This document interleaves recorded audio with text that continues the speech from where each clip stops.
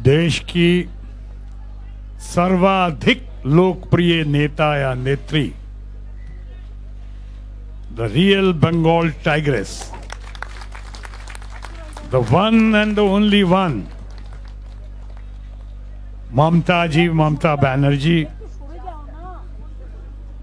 और हमारे तृणमूल कांग्रेस के तमाम पदाधिकारीगण, अधिकारीगण, तमाम कार्यकर्तागण और जितने इस सभा में अपने अधिकार, अपने हुकूक, अपने संघर्ष के लिए, लोकतंत्र की रक्षा के लिए या अपने बंगाल की जो मांगे हैं उनके समर्थन में तमाम लोग जो यहां जमा हुए हैं, मैं आप तमाम लोगों का बहुत आभार प्रकट करता हूं।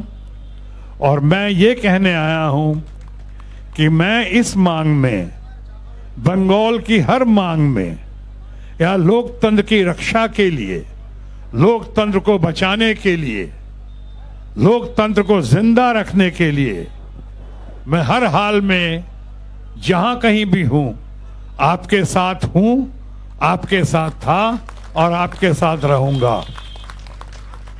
আমি আপনার বেশি সময় নেব না। আমি এখানে এসেছি डायलॉग खामोश, ये खामोश आपके लिए नहीं है, ये सेंटर के लिए, कि ये ज्यादा ड्रामा नहीं चलेगा। अभी इतने महीनों से, सालों से, यानी बहुत सारे प्रदेशों की लड़ाई है, उनका मांग हो रहा है, लेकिन बंगाल का मांग, बंगाल की आवाज उन्हें सुनाई नहीं दे रही है। क्यों? घबराहट है एक ही आयरन लेडी से, ममता बनर्जी से, और इसलिए, लेकिन ममता बनर्जी से अगर नहीं उनको डर लगता है, खौफ है, तो बंगाल की जनता को परेशान करने का हक किसने दिया है उनको? ये मांगे जो हैं अपने लिए, घर के लिए नहीं है, ये मांगे हैं बंगाल की जनता के लिए, गरीब गुरबा के लिए, यहां के युवाओं के लिए। ये ग्रामीण सड़क योजना या प्रधानमंत्री निवास योजना या जो बड़ी बड़ी बातें आपने कर दी, उनको देखते हुए आपको नहीं लगता है कि यहां पे हमारे कितने लोग हैं, उन पे क्या गुजर रही होगी? मैं कल दिल्ली में था, परसों मैं आसनसोल में था, आसनसोल से शाम को दिल्ली पहुंचा। दिल्ली में आपका आदेश हुआ बंगाल आना है, कलकत्ता आना है, कोलकाता आना है, और आपके आदेश को अध्यादेश मानते हुए मैं जनहित में और बंगाल हित में यहां फौरन शामिल हो गया, ये कहने के लिए कि जिन लोगों ने मेरा बयान देखा होगा, कितना बड़ा ड्रामा हुआ अभी पार्लियामेंट में। ये अंतरिम बजट पेश किया गया है, ये अंतरिम बजट नहीं था, यकीन मानिए ये सही मायनों में अंतिम बजट था। क्या घोषणाएं कर रहे थे वहां पे? घोषणाएं कर रहे थे कि 2047 में ये करेंगे, 2025 तक की योजना ये है, 2050 तक की योजना ये है। अरे 2024 में तो सामना करो, क्या करने वाले हो? पहले आपने जो घोषणाएं की हैं, जो योजनाएं लेकर आए हैं, वो होगा और यकीनन उससे बेहतर होगा, लेकिन इनके जरिए नहीं होगा, माननीय प्रधानमंत्री के जरिए नहीं होगा, बल्कि नए लोग, नए प्रधानमंत्री और नई सरकार के जरिए होगा। क्या किया वहां पे? बड़ी बड़ी बातें फिर एक बार पार्लियामेंट में। अभी क्या कहते हैं वहां पे कि 5 ट्रिलियन डॉलर की इकॉनमी हो जाएगी हमारी। अरे 5 ट्रिलियन डॉलर की ये इकॉनमी की बात करने वाले, और साथ साथ ये भी कहते हो कि 25 करोड़ लोगों को, उनका अपना आंकड़ा है, जो लिखा वही मानो, अपना आंकड़ा कि 25 करोड़ लोगों को गरीबी रेखा के ऊपर कर दिया। अरे भाई जरा देखो, दुनिया में सब देख रहे हैं कि इतनी गरीबी है आपके यहां कि 80 करोड़ लोगों को आप राशन दे रहे हो। अभी 80 करोड़ लोगों को, गरीबों को आप खाना खिला रहे हो। दुनिया के सबसे ज्यादा गरीब भारतवर्ष में हैं। दुनिया के सबसे ज्यादा यूथ भारतवर्ष में हैं। और भारतवर्ष में आप कह रहे हो कि 25 करोड़ लोगों को गरीबी रेखा के ऊपर कर दिया, तो फिर 80 करोड़ लोगों को खाना कैसे खिला रहे हो आप? अच्छी बात है, करना चाहिए, गरीबों का ध्यान रखना चाहिए, बट ये गपोड़ शंकी मत करो। ये गपोड़ शंकी कर रहे हैं, नए नए शगुफे, नए नए ड्रामे। अभी आपने देखा होगा, संपूर्ण सम्मान के साथ कह रहा हूं, विद ड्यू रिस्पेक्ट, और ये बताना ब्रीफिंग आप लोग को थोड़ा जरूरी है हमारी तरफ से। और दीदी ने इसीलिए बुलाया है मुझे कि थोड़ा अपनी बात रखो, थोड़ा अपनी बात बताओ इन लोगों को, और मैं आभारी हूं इनका। दीदी, जब मैं यहां आया था तो सिर्फ बिहारी बाबू बनकर आया था, लेकिन दीदी ने हमें यहां कंफर्म कर दिया बंगाली बाबू बनाकर।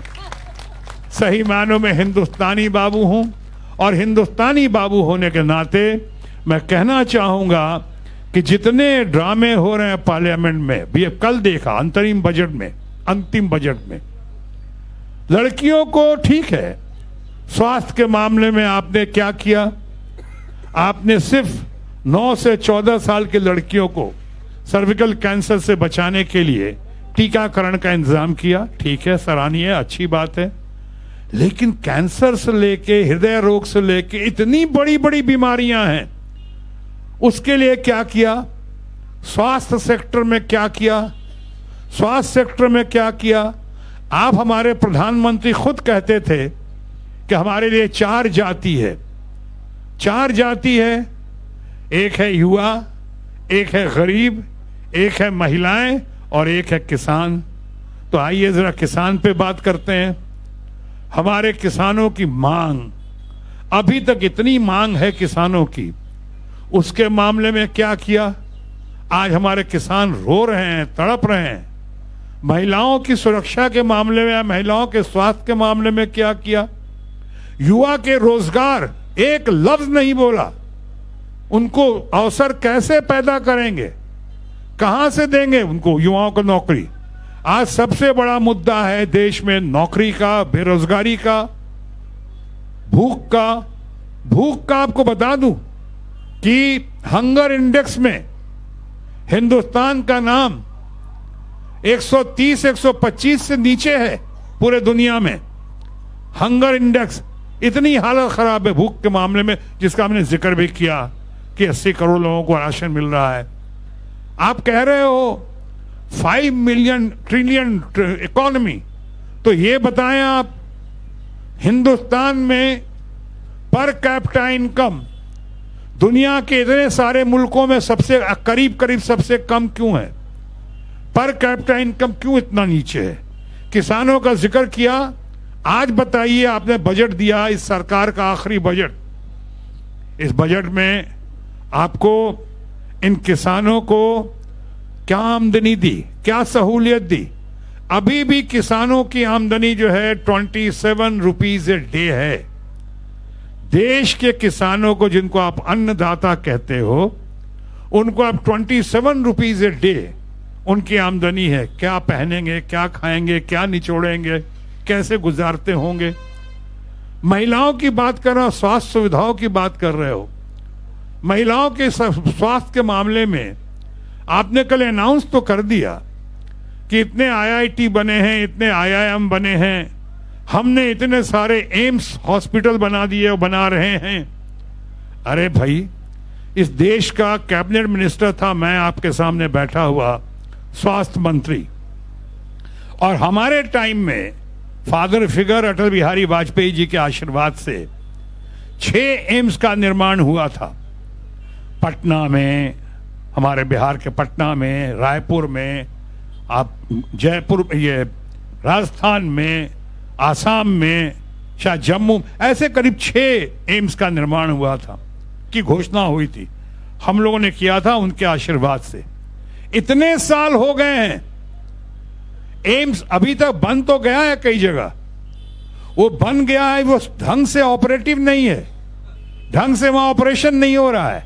यानी कहने का मतलब कि एजुकेशन सेक्टर हो या हेल्थ सेक्टर हो, एक भी इंस्टीट्यूट या इंस्टीट्यूशन ऐसा है जो आप कह सकते हैं कि इंटरनेशनल स्टैंडर्ड का है, पूरे दुनिया में जिसकी शान है, एक भी है उस मामले में। हमारे लोग बहुत टैलेंटेड हैं, हमारे बिहार के हों, बंगाल के हों, हमारे महाराष्ट्र के हों, पूरे हिंदुस्तान के लोग, पंजाब हरियाणा के लोग बहुत टैलेंटेड हैं, लेकिन उनके लिए इंस्टीट्यूशन क्या उतना ही अच्छा है, वो सुविधा है।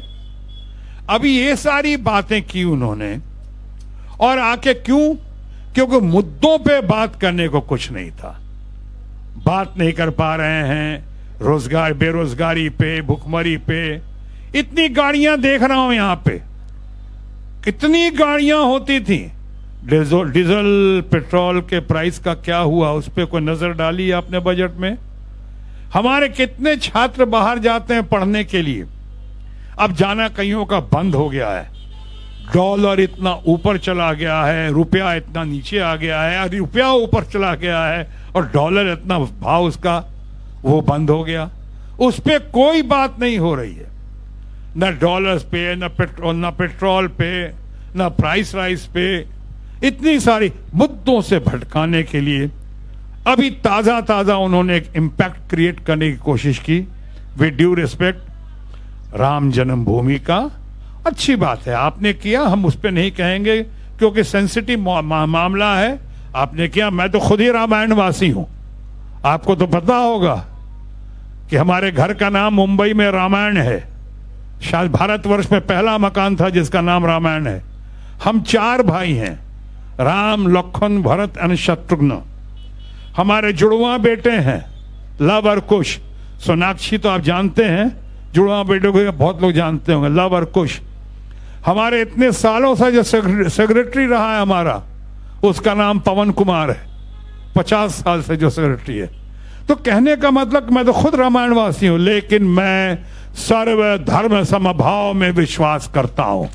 मैं यकीन करता हूं, मैं हिंदुस्तान में, पाकिस्तान में कितनी बार गया, कितनी बार पाकिस्तान गया हूं। हमारी बहन है स्वर्गीय जियाउल हक की बेटी जैन जिया, जो मुझे भाई मानती है। मैं उसके जन्मदिन पे करीब करीब हर साल जाता रहा, इस्लामाबाद या लाहौर, जगह जगह जाता रहा, क्योंकि वो लोग भी जानते हैं और मानते हैं कि सर्वधर्म समभाव।